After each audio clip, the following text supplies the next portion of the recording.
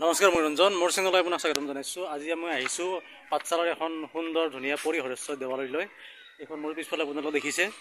আপোনালোকে যদি আহে আপোনাৰ পাঠশালা টাউনৰ পৰা টিটকাৰ যিটো ৰাস্তা আছে ৰেল ষ্টেচন পাৰ হৈ কিনে আপোনাৰ এনেকৈ দক্ষিণ ফালে আহিব লাগে। ডুবি চকৰ পৰা অলপমান আহিয়ে পাই যায়। আহকচোন আমি আপোনালোকক দেখুৱাম ইয়াত কি কি বিশেষত্ব আছে, চাবলগা কি আছে। আপোনালোকক প্ৰণাম জনাওক, কমেণ্টত জয় শ্ৰীকৃষ্ণ পৰিহৰেশ্বৰ দেৱাই নমো এনেকৈ লিখি দিব। পিছফালে দেখিছেনে, এয়া চাওক শ্ৰী শ্ৰী পৰিহৰেশ্বৰ দেৱালয় দ্বাৰা ডুবি শ্ৰী শ্ৰী লক্ষ্মী পূজা ৰাইজৰ দ্বাৰা নিৰ্মিত 2006 চনত নিৰ্মিত হৈছিল। এইখনে মূল গেট। এইফালে এইখন দোকানত মই ধূপ ল'লোঁ, এনেকৈ আপোনালোকে যাব পাৰিব। এয়া চাওক ইয়াৰ পৰিৱেশ। সোমাই দেখিলোঁ ইয়াৰ কেম্পাছ, এইটো পুখুৰী, এইটো মূল মন্দিৰ শ্ৰী শ্ৰী পৰিহৰেশ্বৰ দেৱালয় ডুবি। এয়া চাওক এইটো কাৰ্যালয় সন্মুখত দেখিছে, ইয়াতে পাৰ্কিং আছে, এই ধৰণে বিভিন্ন আছে। এয়া চাই থাকক। এই আমি সোমাই দেখিলোঁ মূল যিটো কীৰ্তন ঘৰ। এইখিনিত চাওক কি কি লিখি আছে। ইয়াতে গণেশ বাবাৰ এয়া চাওক এনেকৈ বনাই থৈছে। এইটো মূল কীৰ্তন ঘৰ আৰু মূল মন্দিৰটো এইফালে আছে। ইয়াতে কি লিখা চাওক, শ্ৰী শ্ৰী পৰিহৰেশ্বৰ দেৱালয় ডাকঘৰ ডুবি বৰপেটা জিলা। তাৰপিছত এয়া পুখুৰী চাওক, পুখুৰীটো এইটো আপোনাৰ এইধৰণে বহুত পুৰণা পুখুৰী নিশ্চয়। মূল মন্দিৰ সোণালী ৰঙৰ। এয়া চাওক আমি সকলোখিনি যিমান পাৰি আপোনাক দেখুৱাব চেষ্টা কৰিম, চাই থাকক ভিডিঅ'তে। বটগছ, ইয়াতে আপোনাৰ মনৰ কামনা পূৰণৰ কাৰণে এনেকৈ গামোচা গাঁঠিব পাৰে। ইয়াতে আপোনালোকৰ নিশ্চয় মনৰ কামনা পূৰ্ণ হ'ব। আপোনালোক আহিব ইয়াতে। এয়া চব বিভিন্ন গামোচা আৰি দিয়া আছে এই ধৰণে। কি কৰা হয় পুৰা এইটো মানে ইয়াতে কি কৰা হয় ভকতৰ ন? আচ্ছা আচ্ছা। এইটো কিমান চনত স্থাপন কৰা হৈছিল? লেখা আছে। আচ্ছা আচ্ছা 1366 চনত। এয়া চাওক 1366 চনত স্থাপন কৰা হৈছিল। শ্ৰী শ্ৰী পৰিহৰেশ্বৰ একাদশীয়া ভকতসকলৰ দ্বাৰাই এই ধৰ্ম মন্দিৰ নিৰ্মাণ কৰা হ'ল। স্থাপিত 1366 চন 1 মাঘৰ 1 তাৰিখে হৈছিল। 13টা পূজা হয়। এইটো মূল মন্দিৰ। বিভিন্ন ভক্তসকল আগমন হৈছে। আজি অলপ কম, কিন্তু এনে আপোনাৰ সোমবাৰে বেছি ন? সোমবাৰে অলপ বেছি মানুহ আহে, তথাপিও আহিছে। বহুত পুৰণি মন্দিৰ চাওক। ইয়াতে আপোনালোকে ধূপ জ্বলাব পাৰিব। এয়া চাওক ধূপ চাকি জ্বলাব পাৰে। ধূপ চাকি জ্বলালোঁ। তাৰপিছত এতিয়া আমি ইয়াত চাওক মন্দিৰ দৰ্শন কৰিম। বিভিন্ন ভক্তসকল আগমন হৈছে চাওক বিভিন্ন ঠাইৰ পৰা। এদিন বাবাৰ আশীৰ্বাদ ল'বলৈ আহিছোঁ। এয়া চাওক মূল মন্দিৰ এইটো। পিছফালে চাওক শ্ৰী শ্ৰী দুৰ্গা দেৱীৰ মন্দিৰ। এয়া চাওক সুন্দৰ গণেশ, মা সৰস্বতী, বিভিন্ন এনেকুৱা মূৰ্তি আছে। মা দুৰ্গা দেৱীৰ লগতে এয়া চাওক বিভিন্ন মূৰ্তি আছে। ইয়াৰ পৰিৱেশ এইটো ৰভাঘৰ। এইটো চাওক মূল মন্দিৰ। এইটো আছে বিভিন্ন মূৰ্তি আছে। শিৱ বাবাৰ, ভোলে বাবাৰ মূৰ্তি। এয়া চাওক ইয়াৰ পৰিৱেশ বহু পুৰণি।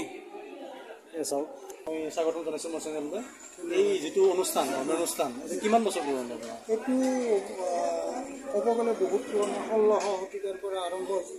সতী বৰ্মৰ দিনৰ পৰা, কুমাৰ ভাস্কৰ বৰ্মৰ দিনৰ পৰা এনেই হেৰি কৰি আছিল আৰু এনেই মানে কিবা কৰি হেৰি আছিল। কিন্তু এইটো বৃহত্তৰ হিচাপে মানে জনজাত হৈ পৰি মানে আহোম ৰজা শিৱসিংহৰ দিনৰ পৰা শিৱসিংহৰ দিনত মানে এই অনুষ্ঠানটো এই মন্দিৰটো য'ত আছে সময়ত খুব তাৰ মানে পিছপৰা জেগা আছে। এই পিছপৰা জেগাৰ কাৰণে উন্নত জেগাত নিয়াৰ কাৰণে মানে শিৱসিংহ ৰজাই প্ৰচেষ্টা চলাইছিল। প্ৰবাদ আছে যে 7 হাল হাতী দি এই মূৰ্তিটো উঠাই দিয়াৰ কাৰণে চেষ্টা কৰিছিল, কিন্তু ইয়াক যিমানে ওপৰলৈ টানে তললৈ বহি গৈছিল। তলত আছে, বহি যাই আছে। আৰু এই বহি যোৱাৰ কাৰণে, তলকলৈকে ডুবি যোৱাৰ কাৰণে এই গাঁওখনৰ নাম হয় ডুবি। আৰু এই মন্দিৰটো তেতিয়াৰ পৰা শিৱসিংহ ৰজাই ইয়াত এই মন্দিৰৰ আগত ইয়াতে 3টা সম্প্ৰদায় ইয়াতেলৈকে আনিছিল। এটা হ'ল ব্ৰাহ্মণক আনিছিল কনৌজৰ পৰা, আৰু আগৰ পৰা আনিছিল যিটো আমাৰ পূজা কয় সেইটোক আনিছিল। আৰু এটা আছিল যে মাংগলিক কাৰ্য কৰিব লাগিল, নৃত্য বা হেৰিৰ খুব দৰকাৰ। তাৰ কাৰণে দেৰগাঁৱৰ পৰা দেৱদাসী আনি ইয়াত স্থাপন কৰিছিল। আৰু এই দেৱদাসীৰ কাৰণে ক'ব গ'লে এই মন্দিৰ বিখ্যাত বুলি ক'ব লাগিব। ইয়াতে হয়তো কালক্ৰমত ই ধ্বংসপ্ৰাপ্ত হৈ গ'ল, কিন্তু এই যে পুখুৰীটো দেখিছে আপোনালোকে চাইডত পুখুৰীটোৰ নিশ্চয় মন্দিৰৰ উত্তৰ চাইডত যিটো পুখুৰী আছে এই পুখুৰীটো তাৰমানে ৰজা শিৱসিংহ ৰজাই খুন্দি দিছিল। যেতিয়া তাৰমানে দেৱৰেখীবিলাক ইয়াতে আনিলে তেওঁলোকক তাৰমানে গা ধোৱাৰ কাৰণে এই হেৰিটো খুন্দি দিছিল। আৰু তেতিয়া আৰু এই যে আপুনি পিছত দেখি আছে আমাৰ কেতেকী বাৰী, ইয়াৰ এটা ইতিবৃত্ত আছে যে ইটো স্বৰ্গৰ বস্তু উৰ্বশী বুলি কয়। এই উৰ্বশী যেতিয়া নৃত্য কৰি থাকে তেতিয়া সদাশিৱে উপস্থিত আছে। সদাশিৱৰ হেৰিত উৰ্বশী মুগ্ধ হৈছিল, হৈ মাত্ৰ শিৱক পাবৰ কাৰণে বিচাৰিছিল। কিন্তু তেতিয়া শিৱই কৈছিল যে নহ'ব, ইয়াত নহয়, তুমি মোক পাবা য'ত তাৰমানে শিৱ মন্দিৰ আছে তাতে তুমি পাবা। আৰু তেতিয়াৰ পৰা উৰ্বশী ৰূপী কেতেকী ফুল আমাৰ ইয়াতে আছে। কেতেকী ফুল বহুতত আছে, বৰপেটাতো আছে, কেতেকী বাৰী আছে, কিন্তু নুফুলে। কিন্তু আমাৰ ইয়াতে ফুলে। আৰু গতিকে পৰিহৰেশ্বৰ মানে ইয়াতে কয় যে সপৰিয়ালে ইয়াতে থকা বুলি কয়, আছে। আৰু এই যে আমাৰ হেৰি আছে সেই তাল গছডাল আজিলৈ কিমান পুৰণা কোনো তাৰমানে ইয়াৰ ইতিবৃত্ত ক'ব নোৱাৰে। কিন্তু এটা প্ৰবাদ আছে, প্ৰবাদটো হ'ল কি যে এই তাল গছ আৰু হাজত এডাল শাল আছে। এই তাল গছ আৰু শাল গছ ওপৰেদি দেখা দেখি যেতিয়া হ'ব তেতিয়া এটা পুষ্পভদ্ৰা বুলি এটা নদী আছে। এই নদীটো মুক্ত পাব আৰু বিশ্ব এই ধ্বংস হ'ব বুলি এটা প্ৰবাদ আছে। কলিৰ যুগটো শেষ হ'ব বুলি প্ৰবাদ আছে। আৰু এই মন্দিৰ সেই আহোম ৰজাৰ দিনৰ পৰা ইয়াতে প্ৰথম আপুনি অষ্টভুজা মন্দিৰ হেৰি দুৰ্গাৰ এটা হেৰি আছে, মূৰ্তি আছে।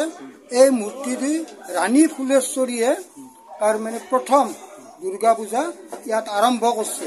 আৰু সেই পূজাটো বৈদিক প্ৰথাৰে আজিও ইয়াত তাৰমানে সেই তেতিয়াৰ পৰা শিৱসিংহ ৰজাৰ দিনৰ পৰা আজিলৈ ইয়াত তাৰমানে দুৰ্গা পূজা বলিৰে শেষ হয়। ইয়াতে অষ্টমী নৱমীৰ দিনা ৰাইজৰ বলি হয়, চব সেইমতে ইয়াত চলি আছে আজিলৈ। তাৰমানে কোনো তাত ভোগ দিয়া হয়, ইয়াতে মন্দিৰত ভোগ দিয়া হয়, মন্দিৰত যিটো পূজা অৰ্চনা কৰিব লাগে। কিন্তু এটা বস্তু বিলুপ্ত হৈ গৈছে, সেইটো হ'ল দেৱৰেখী নৃত্য। বাকীখিনি আগৰমতে চলি আছে, খালি বিলুপ্ত হৈছে। তাক এতিয়া আমি অলপ তাৰমানে জাগ্ৰত কৰাৰ কাৰণে, সিটো নতুনকৈ তাৰমানে স্থাপন কৰাৰ কাৰণে আমি অলপ যৌজা কৰি আছোঁ।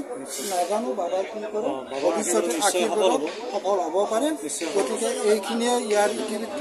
আৰু আমি এইখিনিতে আমাৰ আপোনালোকৰ চেনেলক ধন্যবাদ।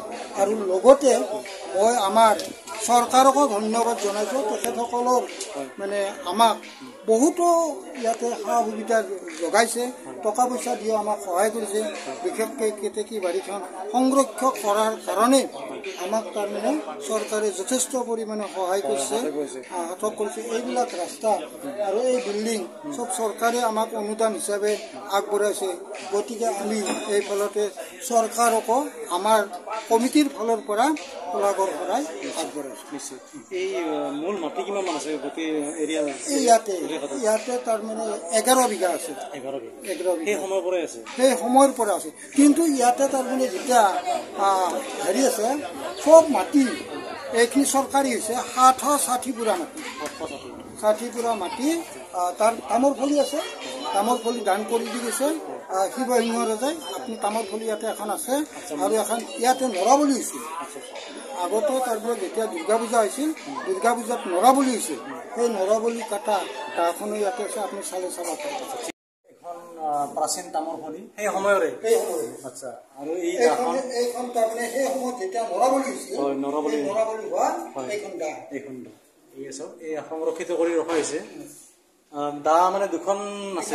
এই যিখন তাৰমানে মামত ধৰা শুনিছে, অলপ কাটা কাটা শুনিছে, সেইখন এৰি বাৰী বুলি কয়। ইয়াতে বিভিন্ন কেতেকী ফুল চাওক কি সুন্দৰ। এই ফুলা নাই ন? ফুলা কোনটো মাহত ফুলে? এইটো তাৰমানে যেতিয়া হেৰি হয়, এই শিৱ পূজা হ'ব, প্ৰথম শিৱৰাত্ৰিৰ দিনাখন এটা হ'লেও ফুল ইয়াতে ফুলবই। কাৰণ নহ'লে শিৱ পূজা নহ'ব। ইয়াতে এটা হ'লেও ফুল ফুলিব। আৰু সেই ফুলটো মানে শিৱ পূজাত সেই কৰা এইটো তাৰমানে এইটো প্ৰতন্ত মানে এটা হেৰি আছে আৰু হয় মানে চলি আছে আজিলৈকে আচ্ছা যে শিৱ পূজাৰ দিনাখন এটা হ'লেও কেতেকী ফুল ফুলিবই আচ্ছা খাটাং হয় আচ্ছা ধন্যবাদ জনাইছোঁ আপোনাক কি বুলি কয় এই যিখিনি আপুনি কথা ক'লে লগতে আপোনাৰ এই যিবিলাক অনুষ্ঠান হয় অনুষ্ঠানবিলাক কিমান দিনীয়া হয় ধৰি লওক শিৱৰাত্ৰি শিৱৰাত্ৰি হয় তাৰমানে এটা ৰাতি হয় শিৱৰাত্ৰি দুৰ্গা পূজা হয় তাৰমানে যিটো নিয়ম থাকে দুৰ্গা পূজাৰ ষষ্ঠী সপ্তমী অষ্টমী নৱমী দশমী এইকেইদিন হয় মাঘ বিহু হয় ইয়াতে তাৰমানে আৰু আনুষ্ঠানিকভাৱে ইয়াতে লক্ষী পূজাও হয় লক্ষী পূজা হয় বহুত কেইটা অনুষ্ঠান ইয়াতে জড়িত এক হেৰিৰ বাহিৰে কালী পূজাত বাহিৰে চব কেইটা ইয়াতে হয় দেউলৰ জন্মাষ্টমী হয় দেউল হয় চব হয় ইয়াতে হেৰি নাই আৰু এইখিনিয়ে এনেই বৰ্তমান কিমান বছৰ চলি আছে আপোনাৰ মানে অনুষ্ঠানটো বহুত কিমান বছৰ হ'ব আপোনাৰ এইটো 16 শতিকাৰ পৰা 16 শতিকা মোটামুটি 400 বছৰৰ বেছি হ'ব এইটো তাৰমানে ভূতি বৰ্মৰ পৰাই তাৰমানে আৰম্ভ হৈছিল ভূতি বৰ্মা কুমাৰ ভাস্কৰ বৰ্মা তেতিয়াৰ পৰা আৰম্ভ হৈছিল আৰু তাৰপিছত এইটো তাৰমানে ক্ৰমে ই তাৰমানে অৱহেলিত হৈছিল মানে ইকানকৈ গৈ শেষত মানে আহোম ৰজা শিৱসিংহৰ মনত পৰিল তেতিয়া শিৱসিংহ ৰজাই অলপ ধৰ্মপ্ৰাণ আছিল ইয়াক অলপ গুৰুত্ব সহকাৰে লৈছিল লোৱাৰ কাৰণে ইয়াতে দুৰ্গা পূজা পৰ্যন্ত ইয়াতে কৰিছে তেখেতৰ ৰাণী ফুলেশ্বৰীয়ে তেখেতৰ হেৰিতে মাটি ভূমিদান দি গৈছে তেখেতে ইয়াতে পুখুৰী খুন্দি দি গৈছে বহুত কৰি গৈছে এই কেতেকী বাৰীত কিমান এৰিয়া আছে আপোনাৰ এৰিয়াটো এইখিনি মোটামুটি 3 বিঘা মাটি আছে আচ্ছা এই আপোনাৰ মোটামুটি যিটো মানে আমাৰ দেখাত আনাৰস যি বুলি মাটি কথা সেই ধৰণৰ গছটো বা পাতটো ঠিক তেনেকুৱা হয় কিন্তু ফুলটো আপুনি তাৰ পৰা এটা ছবি লৈ যাব পাৰিব আচ্ছা আছে ন ফুলৰ এটা আমাৰ আছে আমাৰ হেৰি ঘৰত আছে আপুনি লৈ যাব ঠিক আছে আমি আপোনালোক ফুলটো দেখুৱাই আছো চাই থকা ভিডিঅ'টো স্কিপ নকৰিব